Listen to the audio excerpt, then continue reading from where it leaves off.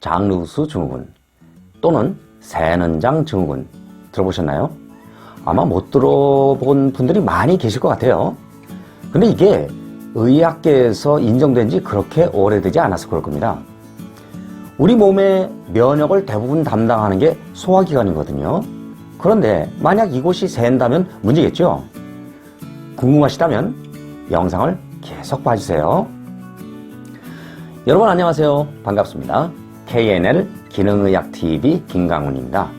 KNL은 여러분과 여러분 가족께 좋은 정보, 물론 이제 건강에 대한 정보죠. 그리고 과학적으로 검증된 정보를 알려드리기 위해 최선을 다하겠습니다. 좋은 아이디어가 있으면 이 아래 댓글로 남겨주시기 바랍니다. 제가 할 수 있는 범위에서 최대한 조사해서 알려드리도록 하겠습니다. 이번 시간에는 장누수 증후군에 대해서 설명을 해보겠습니다. 그런데 장이라고 하면 우리 이제 소화기관 얘기하는 것이죠. 소화기관이 면역을 대부분 담당합니다. 이곳이 샌다면 문제가 되겠죠. 자, 그래서 이 장누수 증후군과 관련해서 그래서 그 정체를 알아보려고 합니다.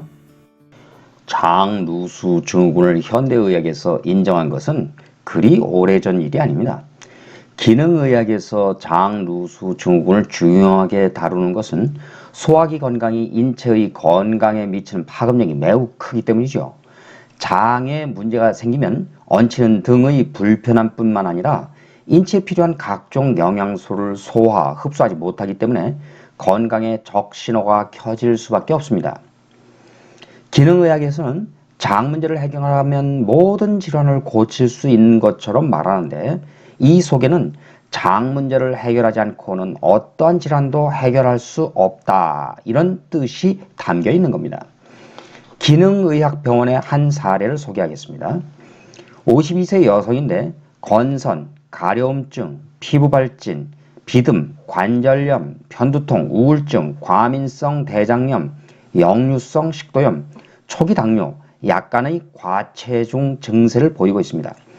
TNF-알파 차단제, 편두통약, 우울증약, 역류성 식도염 약을 복용하고 있으나 증상을 완화하여 활동에 지장이 없을 정도의 상태를 유지하고 있을 뿐이죠. 환자가 앓고 있는 증상은 모두 염증 반응에서 비롯된 것이고 발단 지점은 장으로 판단됩니다. 우선 글루텐, 유제품 등과 같은 염증 유발 식품의 섭취를 금하고 장 기능 개선을 위한 노력에만 집중했죠. 건선 환자들은 대부분 체내에 글루텐 항체를 보유하고 있기 때문에 항생제가 이렇다 할 효과가 없습니다. 항진균제 프로바이오틱스와 함께 오메가3, 종합 비타민, 비타민 D 등의 영양소를 보충해 줬습니다.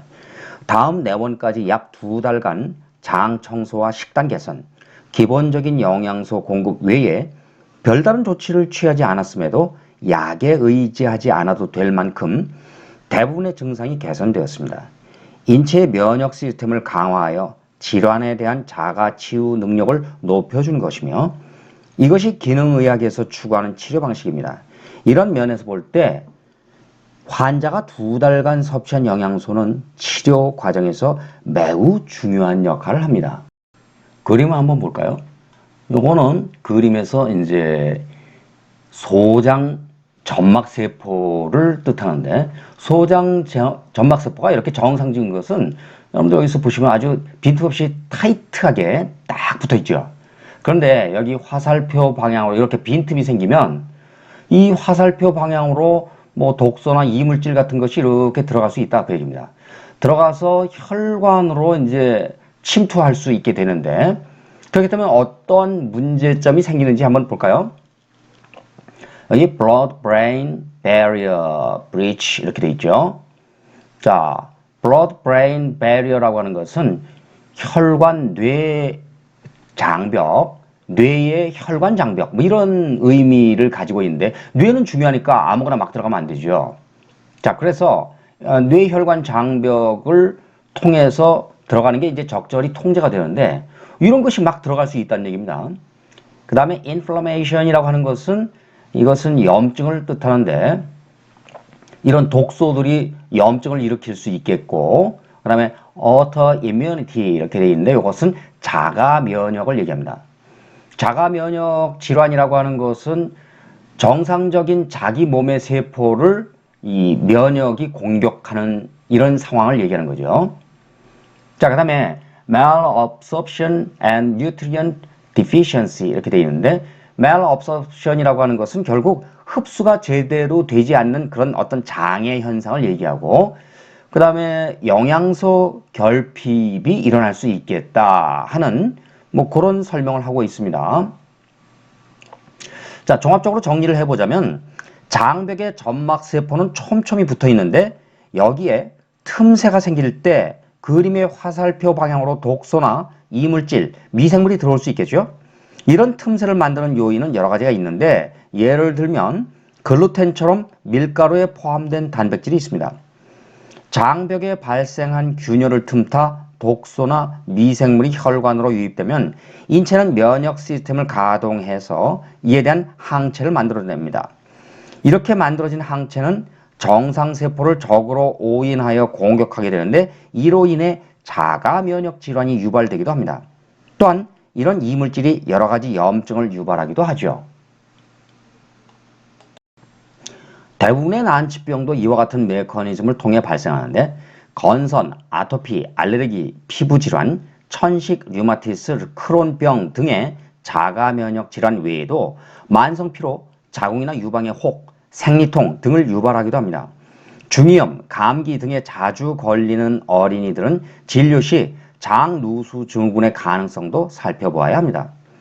장누수 증후군의 증상으로는 설사, 변비, 복부 팽만, 역류성 식도염, 과민성 대장염, 섬유 근육증, 호르몬 불균형, 슈거 크레이빙, 두통, 기억력 감퇴, 우울증, 공황장애 등이 있습니다. 여기서 슈거 크레이빙은 단 것에 대해 매우 갈망하는 증상을 가리킵니다. 이번 시간에는 다소 생소한 용어인 장누수 증후군, 영어로는 leaky gut syndrome 이렇게 부르는데요. 여기에 대해서 설명을 해봤습니다.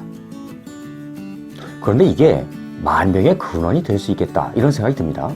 면역의 최일선이 무너진다면 당연히 우리 몸은 질병에 취약할 수밖에 없겠죠. 이번 영상은 여기까지입니다.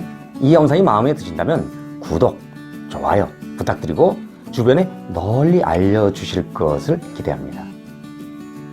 다음 시간에는 더욱더 건강한 모습으로 되기를 바라고 끝까지 시청해 주셔서 감사합니다. 이만 마치겠습니다.